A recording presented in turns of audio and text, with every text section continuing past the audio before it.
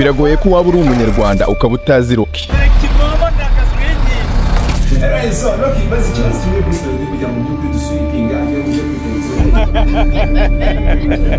Waba umusaza, waba umwana mutoya cyangwa se undi muntu wari we wese, imyaka urimo biragoye ko waba utazi Rocky Kimomo kirabiranye. Ayitarya ifoto naga panic arya ifoto bino babyita kineneko. Ariko uyu munsi cyo nje kubabwira ntabwo nje kubabwira ku mateka ye kuko nari narakoze video imuvugaho. Ahubwo hari ikintu gishya nje kukubwira cy'amahirwe. Nuntega amatwi paka iyi video irangiye uraza gukuramo ikintu cy'ingenzi kandi ndabizi ko kiri buguhindura ubuzima n'imitekerereze yawe mu kazi kose ukora mu buzima bwawe bwa buri munsi. Kuko nanjye nabashije gufata umwanya ndamwanariza nza gusanga hari ibintu akora kandi nawe washobora ukabasha kubaho mu buzima bwiza nk'ubwo abayemo. Niba utaba mu buzima nk'ubwo abayemo ariko wagira icyo ugeraho gitandukanye n'icyo wari uriho, intera wari uriho hari cyakwiyongeraho ukurikije formule wakoresha. Rocky turamuzi ko ari umuntu ufite YouTube channel ifite abantu barenga miliyoni 1,100,000 basaga bamukurikira.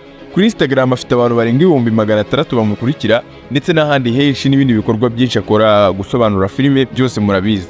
Ntabwo ngiye kujya mu mateka ye, ahubwo ndagira ngo mbabwire kwibanga yakoresheje. Naje kuryanariza nza gusanga ari ryo nanjye mitafata icyemezo cyo kugira ngo iyi nama ngiye kubagira nanjye nyishyire ku murongo, ngerageze no kuyishyira muri test ndebe ko nanjye bizakunda. Seriously ibintu ndi kubabwira natangiye no kubishyira mu bikorwa mu buzima bwanjye bwa buri munsi, nanjye ntagira kubona impinduka. Gusa nkuko mubizi ngenda bakunda iyi YouTube channel nayigeneye abantu baburikira umunsi ku munsi, niyo mpamvu nkora na content ngira ngo nabo mbifurize gutera imbere mu byo bakora byose. Murabizi ko nta mutima mubi. Rocky ubusanzwe murabizi ko afite YouTube channel. Mbere yatangiye akora ibintu by'imiziki, amanaginga abahanzi, harimo ba Papa Cyangwe n'abandi benshi batandukanye, ariko nyuma baza gutandukana. YouTube channel yaje guflopinga 2023 kuri stop. Naje kumwihamagarira ndamubaza ntese Rocky Kera kuri za kiki mvangamo n'urwagwa harashye nako tutageze amaketara ubutandashaka kuzabazanira kiki na Pablo hano tukajya twitamo amanza nyumva. YouTube channel yawe kuri guflopinga ukaba udafite ikintu uri kuyikoreraho, wampereza akazi ko kujya mu editingira, niba ari ibiganiro ukoze, niba ari filime usobanuye, niba ari iki ngiye nkajya biko editingira nkabigushiriraho ukampa akazi. Rocky arambwira ati rero nagiye isaha sinzi icyo ndi bugikoreshe atari kumpaye iki igitekerezo ngiye kukigerageza. Ibyo bintu ntago mbivuze nshaka kubimpressinga, ahubwo nashaka kugira ngo mabwire uburyo kinange Rocky yantangaje, kandi nyuma yaho akaza gukora ibintu nanjye nkabikunda cyane bikarangira mbaye gufana we nk'isigara amarangi. Yaje gutangira atangira kora ibiganiro, bwa mbere abantu barabikunda babikunze, ashyiraho umunsi ku munsi kugera n'iyi saha afite abantu barenga 1,100,000 aracyapostinga. Impamvu postinga nuko azi neza ko ibyo bintu byamuhinduriye ubuzima. Ariko nanone ndagira ngo utekereze kuri iki kintu. Ibaze ko Rocky atagikora filime z'agasobanuye ngo azishyiremo ingufu cyane kurusha YouTube channel. Mbora mbibabwira hano kuri YouTube channel ko YouTube channel ari ikintu gitanga amafaranga kandi atangaje anashamaje, kandi nutabyumva nyine ni kazi yako nta ribi, ariko YouTube channel ni ikintu kirenze gishobora kuguhereza amafaranga. Wait. Nimugoroba ndi kuri coding iyi video umwe no mwana namaze gusakisha nimugoroba. Naje kureba mbona amafaranga Rocky ashobora kubakorera mu gihe cy'icyumweru. Dore hano mu minsi 28 ni hagati y'ibihumbi 11 n'ibihumbi 32 by'amadolari y'Amerika mu kwezi. Ayo mafaranga nuyeshyira mu manyarwanda na amafaranga arenga miliyoni 11, ni hagati ya miliyoni 11 na miliyoni 32 z'amafaranga y'u Rwanda, tuvanyemo imisoro n'ibindi wera tuvuga ko ashobora kuba yinjiza amafaranga arenga miliyoni 8. Ibi bintu biteye ishaka. Nanjye mwago biteye agahinda ariko biteye ishaka. Reka dukomeze muri document. Wakwibaza ngo ibanga akoresha ni ibihe? Mwese murabizi ko YouTube channel ye adashiramo ingufu zo kuvuga ngo arafite kamera zirenze, ngo microphone ze zirahenze, ngo ari wena ngo yagiye muri studio runaka cyangwa yagiye mu bihugu hirya no hino ngo ajye gushutinga. Oya, recording akoresha ni microphone isanzwe, kandi iyo microphone ye uburyo recording ntabwo bitandukanye n'iyi telefone ndimo gukoresha uyu munsi, sibyo? Ariko abasha gukora ibintu akavuga ku bintu biri gutrendinga mu abantu bakabyumva, sibyo? Babyumva akabasha gukureramo amafaranga. Ifoto yivuyemo se ntabwo ifoto ye yava mu ngo byemere, ngaruremo ifoto ye. ndebye amafaranga akorera mbona aratangaje, ndebye ngufu n'umuhata ashyiramo mbona ntawo, ahubwo wenda ikintu aturusha ni uguhozaho. Naje gusanga YouTube channel kugira ngo ishyuhe inahaguruka igira imbaduko bisaba ngo ikintu cya mbere ugomba gukora uhozeho. Niba uri kundeba akakanya ufite gahunda yo gukora YouTube channel cyangwa se uyifite cyangwa se wibaza ibikoresho nabibona ndi kugira ngo ntangire gukora, nagira ngo mubwire ko nta excuse n'imwe wamereza byatumye utagira aho ugera, nta nimwe.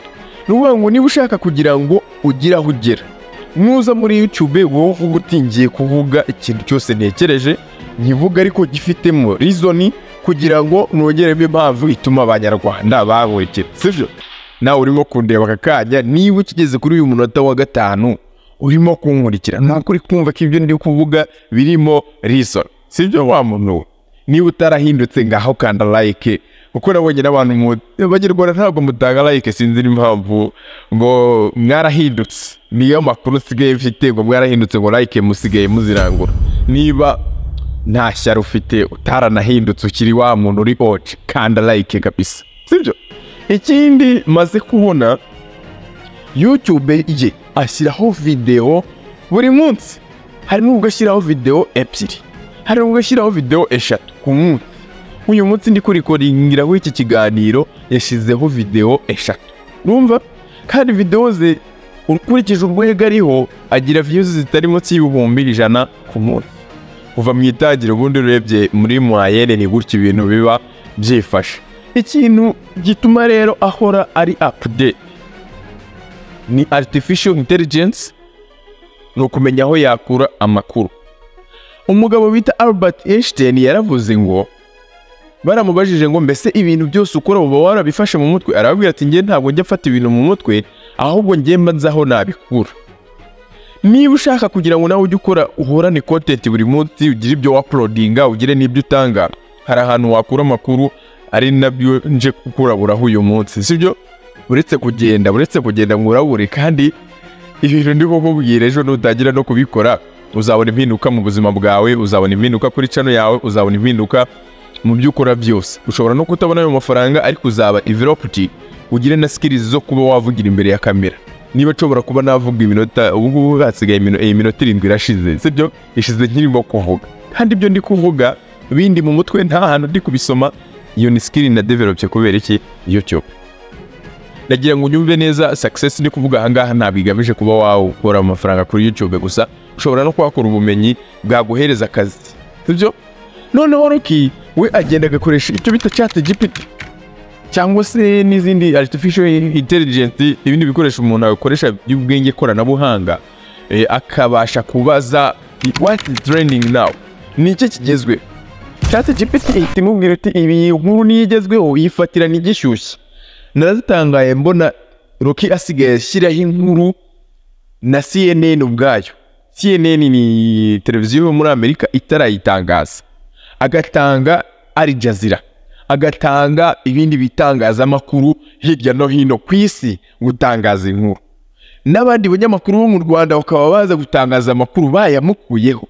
Urumva Rocky rero ni umuntu w'umurara ariko uzi neza ibyari gukora. Nuwo ngo we icya kurusha ni ukumenya aho akura amakuru atarashiraho ivumbi.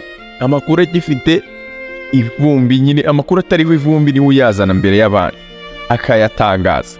Yamara kuyatangaza bitewe nuko tutarayabona ahandi, tukagira tukavuga ati aya makuru ari gutangaza nituyabona kuri CNN n'ahandi hose, aya makuru araba yisewe, sibyo? Ibyo bintu yabikoze agatangaza amakuru atariho ivumbi, akabikora none nejo bundi turushaho kumwizera. Nuvuga ngo rero Rocky ikintu twamigiraho gikomeye nuko ari umuntu w'umunyamurava, uhora akora kandi agakora atitaye ku rwego agezeho.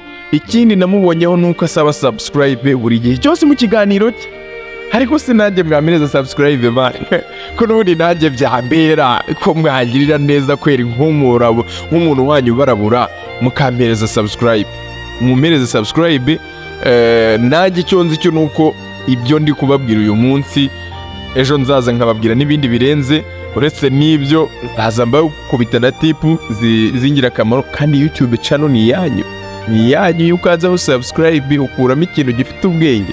Niba uri kugira ngo ndakubeshya, reba na video namaze gukora, ngiyi iri aha ngaha, kanda hano cyangwa hano ugende uyirebe, nayo urakuramo ikintu gifatika. Ni nayo iri mu bwenge bwa danje butandukanye n'ubu ngubu bwo ko naza nkakubwira ikintu direct, sibyo? Ndabakunda cyane, Imana ibarinde, bera cyawe.